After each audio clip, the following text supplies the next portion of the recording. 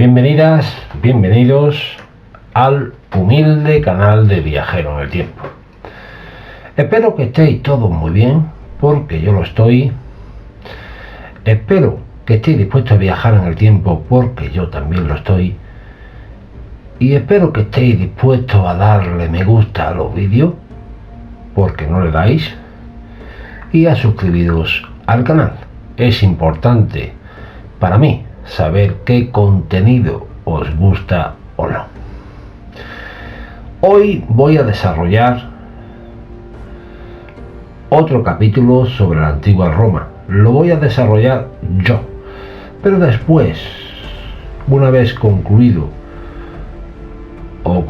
mi charla, hablará la inteligencia artificial. Estoy ensayando. Muchas veces comete errores porque los prompts los pongo en inglés y los años me los pronuncia en inglés. Y tengo un gran problema con esto y no me atrevo a comprar esa inteligencia artificial hasta que todo esto se solucione. Sin más preámbulos, comienzo el tema de hoy, que es muy importante. Hablamos del segundo capítulo porque ya hemos hecho un primer capítulo hablando de la antigua Roma. Hoy es el capítulo 2, de la monarquía a la república, la transformación política de Roma, año 509 al 450 a.C.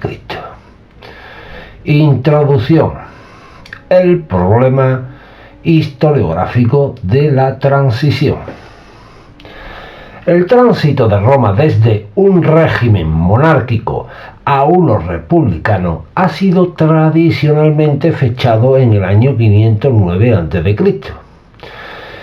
con la expulsión de Lucio Tarquinio el Soberbio y la instauración de un sistema de magistraturas electiva. Sin embargo, el carácter real de este proceso sigue siendo objeto de intenso debate entre historiadores. Mientras las fuentes antiguas, Livio, Dionisio de Halicarnaso, Cicerón, Plutarco, nos transmiten una narración detallada en clave moral y ejemplarizante, la crítica moderna tiende a sospechar de una construcción retrospectiva destinada a legitimar las instituciones republicanas del siglo IV al III a.C. La dificultad se acentúa por la carencia de documentación contemporánea y la necesidad de entrelazar la tradición literaria con los hallazgos arqueológicos, que ofrecen un panorama fragmentario pero muy valioso. La transición, por tanto, no puede entenderse como un único acto fundacional, sino como un proceso complejo en el que confluyen la crisis del poder etrusco en el Lacio, la reconfiguración del equilibrio social entre patricios y plebeyos y la consolidación de una ideología republicana que reinterpretó el pasado para justificar su presente. Hablamos ahora del derrocamiento de Tarquinio el Soberbio, mito, violencia y política. Las fuentes antiguas presentan el reinado de Lucio Tarquinio el Soberbio como una tiranía que rompió con la tradición de cooperación entre el rey, el senado y el pueblo. Su acceso al trono, tras el asesinato de Servio Tulio, es descrito como ilegítimo y violento. Livio, Ad Urbe Condita. El relato de su caída se vincula de forma inseparable al episodio de Lucrecia, cuya violación a manos de Sexto Tarquinio desató una revuelta encabezada por Lucio Junio Bruto. Este relato posee una carga moral evidente. La virtud femenina ultrajada se convierte en símbolo de la libertad republicana. República significa, república es res pública, significa cosa pública, para que lo tengáis en cuenta. La crítica moderna ha señalado que tales episodios reproducen motivos narrativos comunes en la historiografía antigua. La expulsión de un tirano tras un crimen sacrílego, mejor dicho, o sexual, aparecen en Atenas, Hiparco, en Corinto y en otras polis griegas. Y esto lo voy a repetir para que quede claro. La crítica moderna ha señalado que tales episodios reproducen motivos narrativos comunes en la historiografía antigua. La expulsión de un tirano tras un crimen sacrílego o sexual también aparece en Atenas, Hiparco, en Corinto y en otras polis griegas. Más que reflejar hechos históricos puntuales, el relato de Lucrecia funcionó como un mito político que explicaba el paso de la República en términos de justicia y moralidad. La veracidad de la conspiración, la existencia histórica de Bruto y la datación exacta del 509 a.C. son hoy objeto de escepticismo. Sin embargo, la expulsión de influencias etruscas y la emergencia de una nueva élite de gobierno resultan coherentes con lo que muestran las evidencias materiales. Declive del dominio etrusco en el Lacio a finales del siglo VI a.C. Cambios en la cultura material y en los ritos funerarios que sugieren un reajuste político profundo. El nacimiento de las instituciones republicanas, los cónsules y la limitación del poder. La tradición romana sostiene que tras la expulsión de los tarquinios, el poder supremo, imperium, se transfirió a dos magistrados anuales, los cónsules. La colegialidad y la temporalidad aparecen como mecanismo para evitar el retorno de la tiranía. En su primera elección, los cónsules fueron Lucio Junio Bruto y Lucio Tarquinio Colatino, Livio 2:1, aunque este último se vio obligado a abdicar por su parentesco con la dinastía ya depuesta. El carácter del consulado ha sido objeto de debate. ¿Surgió de manera inmediata en el año 509 o es una construcción retroactiva? Algunos historiadores sostienen que la forma colegiada del consulado refleja un desarrollo gradual, cristalizado en el siglo V a.C., cuando la memoria republicana retroproyectó al 509 el modelo ya consolidado. Sea como fuere, lo relevante es que la figura del cónsul simbolizó un poder limitado y controlado por la comunidad política, Senado y asambleas populares. El Senado, heredero del Concilium Regio, adquirió un papel central como cuerpo permanente de consulta. Aunque inicialmente compuesto por patres de las principales gentes, el Senado fue consolidando su autoridad en la política exterior y en la administración de recursos. Las asambleas populares, en especial los comitia centuriata, desempeñaron un papel decisivo en la elección de magistrados y en la ratificación de leyes. Sin embargo, su carácter censitario aseguraba que la aristocracia patricia mantuviera el control político. Repito esto, sin embargo, su carácter censitario aseguraba que la aristocracia patricia mantuviera el control político.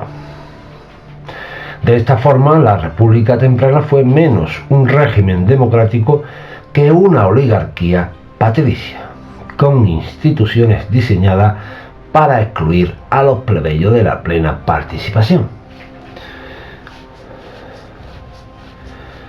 Su carácter censitario es el que vota el que tiene dinero, más o menos en palabras sencillas. Si tenéis alguna duda sobre algún término que pronuncio, por favor hacérmelo llegar en comentarios, lo podría aclarar. La invención. Bueno, hemos dicho antes de la invención esta que iba a comentar, sin embargo, su carácter censitario aseguraba que la aristocracia patricia mantuviera el control político. De esta forma, la República Temprana fue menos un régimen democrático que una oligarquía patricia, con instituciones diseñadas para excluir a los plebeyos de la plena participación, porque no votaban. La invención de la res pública. El concepto de res pública, cosa pública, lo repito, emergió como una nueva forma de pensar el poder. Ya no era propiedad personal de un monarca, sino patrimonio colectivo de la comunidad. En este caso, en un principio, de la aristocracia. La ideología republicana redefinió el pasado para presentarse como una ruptura radical con la monarquía, aun cuando muchas estructuras, Senado, auspicius imperium, procedían de ella. Senado, auspicius imperium, procedían de ella. El conflicto patricio-plebeyo en sus orígenes. Aunque hablaremos más sobre este tema, hoy haré un esbozo solamente, claro está. Uno de los ejes fundamentales de la temprana república fue la tensión entre patricios y plebeyos. Aunque las fuentes presentan una división nítida entre ambos grupos, los historiadores modernos han cuestionado su carácter absoluto. El patriciado parece haber surgido como una élite sacralizada, con monopolio del derecho augural y del acceso a ciertas magistraturas. Los plebeyos, en cambio, constituían un grupo heterogéneo de pequeños propietarios, comerciantes y campesinos dependientes. La presión económica y la exclusión política condujeron a las primeras secesiones de la plebe. Según Livio 2.32, en el año 494 a.C., los plebeyos abandonaron la ciudad y se refugiaron en el monte sacro, negándose a luchar en las guerras hasta obtener representación política.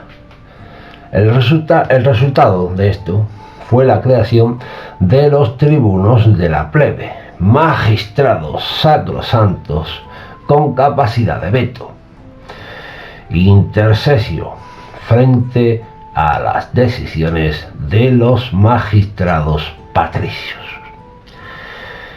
Este episodio marca el inicio de una larga lucha de clases que duraría casi 2 siglos y que en la memoria republicana representaba el equilibrio entre libertad e igualdad. La crítica moderna, sin embargo, subraya que esta tradición probablemente simplifica un proceso complejo de integración social y política. La religión y la legitimidad del nuevo régimen. En Roma, la religión no fue separable de la política. La transición monarquía-república exigió una reconfiguración religiosa. El rey había sido pontífice maximus y responsable supremo de los auspicios. Tras su desaparición, esas funciones se distribuyeron entre sacerdocios colegiados, pontífices, augures y magistrados republicanos. Los auspicios, en particular, se convirtieron en un instrumento de control aristocrático. Solo los patricios podían inicialmente ejercerlos, reforzando su monopolio sobre la legitimidad política. El Senado mantuvo un papel destacado en la supervisión de cultos y ritos. En este contexto, la religión funcionó como mecanismo de legitimación de la nueva oligarquía patricia frente a los reclamos plebeyos. La tensión con el mundo exterior. La joven república no solo enfrentó conflictos internos, sino también amenazas externas. Los etruscos. La caída de la monarquía coincidió con el declive del poder etrusco en el Lacio. La derrota de los tarquinios y de Porsena de Clusio, aunque el relato de su retirada es contradictorio, simboliza esta pérdida de influencia. Los latinos. La república consolidó su liderazgo en el Lacio mediante alianzas y enfrentamientos con ciudades vecinas. La Foedus Cassianum, año 493 a.C., estableció una liga defensiva entre Roma y los latinos, confirmando su posición central. La Foedus Cassianum. Volsco y Equos, pueblos montañeses que hostigaron el Lacio durante gran parte del siglo V a.C., obligando a Roma a mantener campañas constantes.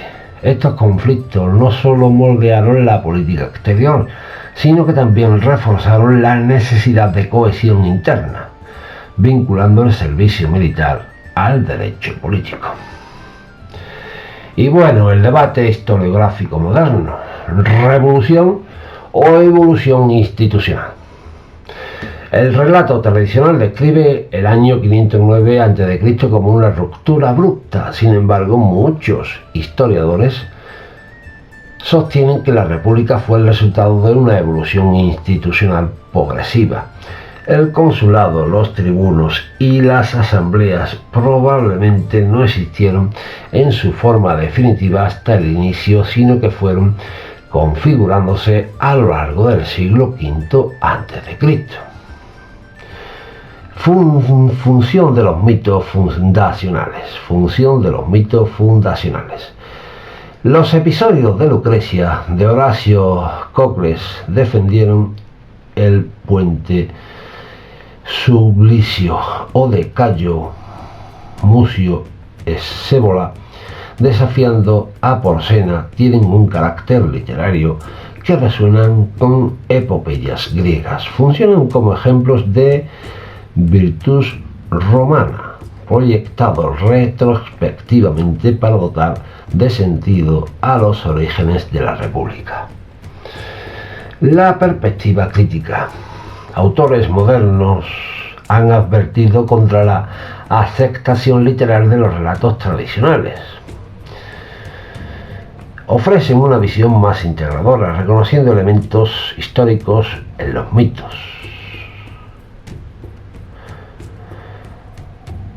Y otros han analizado la lucha de órdenes como proceso político real que estructuró la República temprana. Autores modernos han advertido contra la aceptación literal de los relatos tradicionales. Otros que ofrecen una visión más integradora reconociendo elementos históricos en los mitos. Y otros han analizado la lucha de órdenes como un proceso político real que estructuró la República temprana. Esto en cuanto a la perspectiva crítica de los historiadores. Y concluimos. Conclusión crítica, que es la mía. La República como mito fundacional. La instauración de la República no puede entenderse como un simple derrocamiento de un tirano en el año 509 a.C., sino como un proceso de transformación política y social que implicó la reconfiguración del poder aristocrático tras el declive etrusco, la invención de un pasado ejemplar que justificara las instituciones republicanas, el surgimiento de nuevas formas de representación, tribunos, y la progresiva inclusión de sectores plebeyos. El surgimiento de nuevas formas de representación, tribunos, y la progresiva inclusión de sectores plebeyos. La consolidación de Roma como potencia regional en el Lacio. Y la República temprana, tal como nos las transmite las fuentes, es en gran medida una construcción ideológica destinada a ofrecer un relato de libertad, virtud y legalidad. Sin embargo, detrás de los mitos se vislumbra un proceso real de negociación entre élites y comunidades, en el que la memoria colectiva sirvió como un instrumento político. Si queréis, este texto, este ensayo que he realizado, lo puedo subir a mi página web, porque tengo una página web y puedo subirlo para que lo consultéis. También en este texto tengo una bibliografía recomendada. Por lo tanto, si queréis, puedo subirlo a mi página web.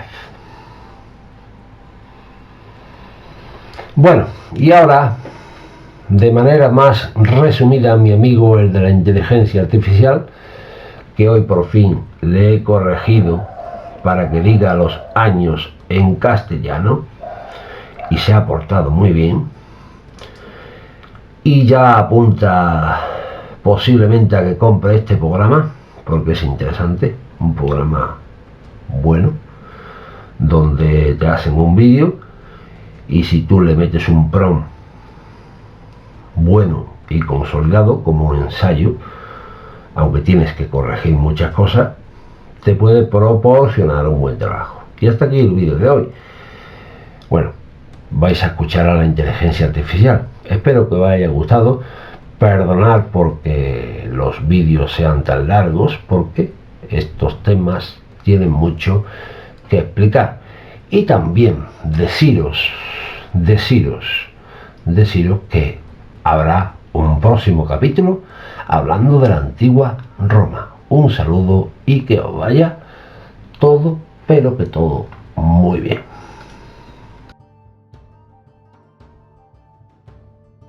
Bienvenidos a un viaje por uno de los momentos más trascendentales de la historia romana. La transición de la monarquía a la república, entre los años 509 a.C. y 450 a.C. Este periodo marca el inicio de una nueva era política y social en Roma. Roma, situada en el corazón del Mediterráneo, fue escenario de profundas transformaciones que afectaron no solo a sus instituciones, sino también a la vida cotidiana de sus habitantes. El paso de un sistema monárquico, representado por la figura del rey y la corona, a una república basada en la participación ciudadana, supuso un cambio radical en la manera de concebir el poder y la comunidad. Este proceso no fue inmediato ni exento de conflictos. Los debates en los foros, las luchas internas y la reinterpretación de tradiciones antiguas fueron elementos clave en la construcción de la nueva república. A través de fuentes literarias, hallazgos arqueológicos y el análisis crítico de los mitos, los historiadores buscan comprender el verdadero alcance de este cambio y su impacto en la posteridad. Reflexionar sobre la transición de la monarquía a la república nos invita a cuestionar cómo surgen y se transforman las instituciones políticas, y por qué estos procesos siguen siendo relevantes hoy. El derrocamiento de Tarquinio el Soberbio, último rey de Roma, es narrado por las fuentes antiguas como un episodio marcado por la violencia y el simbolismo. La violación de Lucrecia, esposa de un noble romano, a manos del hijo del rey, no solo fue un crimen atroz, sino que se convirtió en el detonante de una revuelta sin precedentes. La indignación colectiva llevó a Lucio Junio Bruto a encabezar un movimiento que unió a patricios y plebeyos en contra de la monarquía. El relato de Lucrecia tiene un profundo valor simbólico. representa la virtud ultrajada y la reacción social ante la injusticia. Su suicidio público fue interpretado como un acto de resistencia y dignidad, encendiendo la chispa revolucionaria que acabaría con la dinastía etrusca. Este episodio se convirtió en mito fundacional, utilizado para legitimar el nuevo orden republicano y justificar la expulsión de los tarquinios. En la narrativa tradicional, Bruto se convierte en el líder de la expulsión de los tarquinios en 509 a.C. Su figura encarna la transición del poder personal del rey a la autoridad compartida de la república. La revuelta no solo fue un acto político, sino también una transformación social que redefinió la relación entre los ciudadanos y el Estado. Los historiadores modernos advierten que este tipo de relatos se repiten en otras polis del Mediterráneo. La expulsión de tiranos tras crímenes atroces es un motivo común en la tradición griega y romana. Estos paralelos sugieren que la historia de Roma fue reinterpretada para encajar en un modelo narrativo compartido por otras culturas. Autores como Forsyth y Cornell sostienen que muchos de estos relatos son reconstrucciones retrospectivas, elaboradas siglos después para dar coherencia y legitimidad al pasado romano. La crítica historiográfica nos invita a analizar las fuentes con cautela y a distinguir entre mito y realidad. Sin embargo, la evidencia arqueológica aporta datos concretos. Durante este periodo se observa el declive de la influencia etrusca en Roma, así como cambios en los rituales funerarios y en la arquitectura urbana. Estos indicios materiales sugieren un proceso de reajuste político y social, más complejo que la simple expulsión de un tirano. Estos cambios materiales son coherentes con la pérdida de influencia etrusca en la región y refuerzan la idea de una transformación interna impulsada por nuevas élites romanas. Es probable que un proceso de reconfiguración interna, más que una ruptura abrupta, diera lugar a nuevas formas de gobierno y a la consolidación de la república. El relato de Lucrecia, por tanto, funcionó como un mito político que permitió a la nueva república explicar y legitimar su origen. La memoria colectiva transformó un hecho traumático en un símbolo de resistencia y renovación institucional. Con este trasfondo, pasamos ahora a analizar las instituciones que emergieron en los primeros años republicanos y su impacto en la historia de Roma. Tras la expulsión de los reyes, el poder supremo, o imperium, no desapareció, sino que fue transferido a dos magistrados anuales, los cónsules. Esta colegialidad buscaba evitar la concentración de poder en una sola persona, como había ocurrido con la monarquía. Los cónsules compartían la autoridad y debían tomar decisiones de manera conjunta, lo que limitaba el riesgo de tiranía. Además, la temporalidad del cargo, limitada a un año, aseguraba la renovación constante de la magistratura y la rendición de cuentas ante la comunidad romana.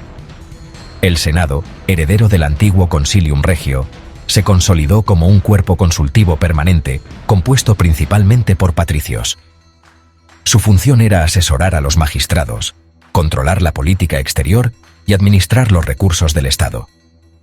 Con el tiempo, el Senado se convirtió en el verdadero centro de poder y estabilidad institucional en la República. Aunque en teoría los cónsules tenían el imperium, en la práctica debían consultar, y a menudo, someterse a la autoridad moral y política del Senado, que representaba la continuidad de la tradición aristocrática romana. Las asambleas populares, como los comitia centuriata y los comitia tributa, permitían la participación de los ciudadanos en la elección de magistrados y la ratificación de leyes. Sin embargo, el voto era censitario. El peso del sufragio dependía de la riqueza y la posición social, lo que favorecía a la élite patricia. Así, aunque existía una apariencia de participación ciudadana, la temprana república funcionó en la práctica como una oligarquía patricia, donde las familias más antiguas y poderosas monopolizaban los cargos y la toma de decisiones. El concepto de res publica, literalmente la cosa pública, emergió como una nueva forma de entender el poder, lo público y colectivo frente al poder personal del rey. Este ideal se reflejaba en la administración de la justicia, la gestión de los recursos y la defensa de la ciudad. La ideología republicana reinterpretó el pasado monárquico para legitimar el presente institucional.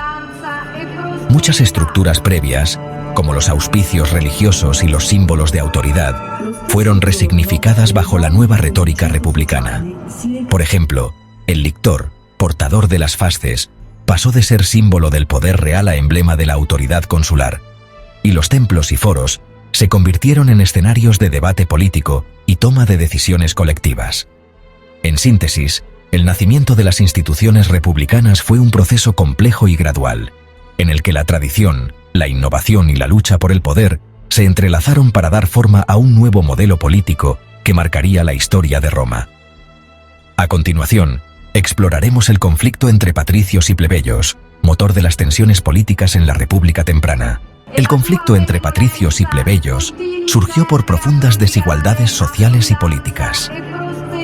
Los patricios, una élite sacralizada, monopolizaban los principales cargos públicos y los rituales religiosos, lo que les permitía legitimar su poder y excluir a los plebeyos de la toma de decisiones. Los plebeyos, por su parte, eran un grupo heterogéneo compuesto por pequeños propietarios, comerciantes y campesinos que carecían de acceso a los derechos políticos y a los rituales que definían la pertenencia plena a la comunidad. La tensión creció hasta que en 494 a.C. la plebe realizó su primera secesión, una retirada colectiva que paralizó la ciudad y forzó a los patricios a negociar. Como resultado, se crearon los tribunos de la plebe, magistrados sacrosantos con el poder de veto, conocidos como intercesio, para proteger a los plebeyos de los abusos de los magistrados patricios. La religión desempeñó un papel central en este proceso. El rey, antes de la República, era Pontifex Maximus, y tras la caída de la monarquía, las funciones religiosas se distribuyeron entre sacerdocios colegiados, aunque los patricios mantuvieron el control de los auspicios y los principales rituales. Este monopolio religioso reforzaba la legitimidad política del patriciado y funcionaba como un mecanismo de exclusión, dificultando el acceso de los plebeyos a los espacios de poder y decisión. Sin embargo, el conflicto patricio-plebeyo se convirtió en un proceso de negociación constante que se prolongó durante casi 2 siglos y permitió avances graduales hacia la inclusión política y social. A largo plazo, la memoria republicana transformó estas luchas en elementos centrales de la identidad romana, mostrando cómo la exclusión y la negociación dieron forma a la República. Tras la expulsión de los reyes, la joven República romana se vio rodeada de amenazas. Los etruscos al norte, los latinos al sur, y los pueblos volscos y ecuos en las fronteras. Cada uno representaba desafíos militares y diplomáticos que pusieron a prueba la supervivencia del nuevo régimen. Los etruscos, antiguos dominadores de Roma, intentaron recuperar su influencia, mientras que los latinos, aliados y rivales a la vez, buscaban redefinir su relación con la ciudad. Los volscos y ecuos, por su parte, protagonizaron incursiones y conflictos recurrentes en la región. En este contexto, la Foedus Cassianum, firmada alrededor de 493 a.C., fue crucial.